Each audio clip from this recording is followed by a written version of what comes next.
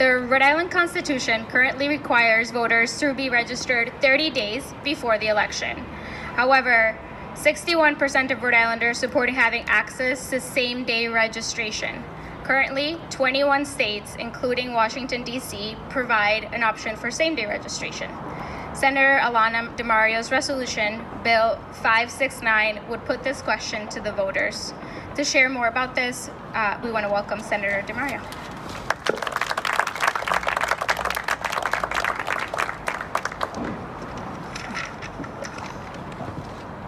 Thank you so much, and thank you, Marcella, for sharing the excellent news that the majority of Rhode Islanders support the move toward same-day voter registration. As my colleagues have said, the turnout in the elections we have had here in Rhode Island during the pandemic have shown that when we make voting easy and accessible, more eligible Rhode Islanders cast their ballots and make their voices heard. But to have their voices heard on election day, they have to be registered to vote. Right now, anyone can show up on election day and register to vote for the president, so why shouldn't they be able to do the same for town council, school committee, the General Assembly, and statewide offices? In the final 30 days leading up to an election, local candidates are still out knocking on doors and making every attempt to invite our neighbors to participate in making decisions about how our communities are run. I want every eligible Rhode Islander I meet to have the opportunity to take that moment of engagement and turn it into action. I don't want them to face the barrier of an antiquated 30-day registration requirement that keeps them out of the process and sends the message that their voice doesn't matter. Passing Senate Bill 569 and moving us towards same-day voter registration, along with passing the Let Rhode Island Vote Act, will also help Rhode Island align with the goals of the John Lewis Voting Rights Act, very appropriate for our setting today, and the For the People Act. At the state and national level, these changes are essential to creating a functional democracy where everyone is included and represented. We have the ability to safely and securely modernize our elections and ensure that all eligible Rhode Islanders have the chance to make their voices heard at every level, and now is the time to take action.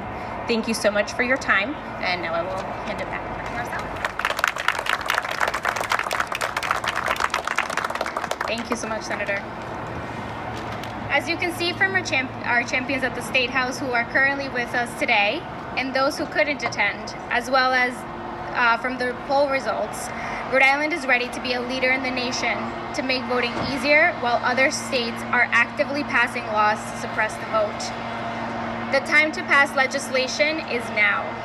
Doing so will provide our state and municipalities with enough time to prepare effectively for the 2022 elections.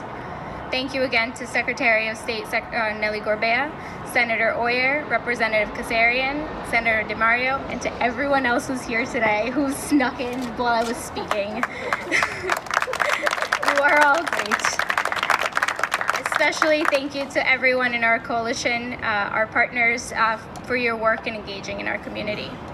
Our vote is our voice. It is how we empower the issues that matter to us and how we hold power accountable. By passing the Let Rhode Island Vote Act, we can build a stronger, more inclusive democracy for every eligible Rhode Islander to have their voice heard. Today, we call on the Rhode Island House of Representatives and Senate to vote and pass the Let Rhode Island Vote legislation this session. Finally, if anyone has any questions about the proposed policies, our legislators and the Secretary are here, as well as members of our coalition who can answer them. For specific questions on the polling data, as I mentioned earlier, the pollster is prepared to answer any of your questions. Just contact them at the information that we've shared with you today. Thank you again, and have a great day.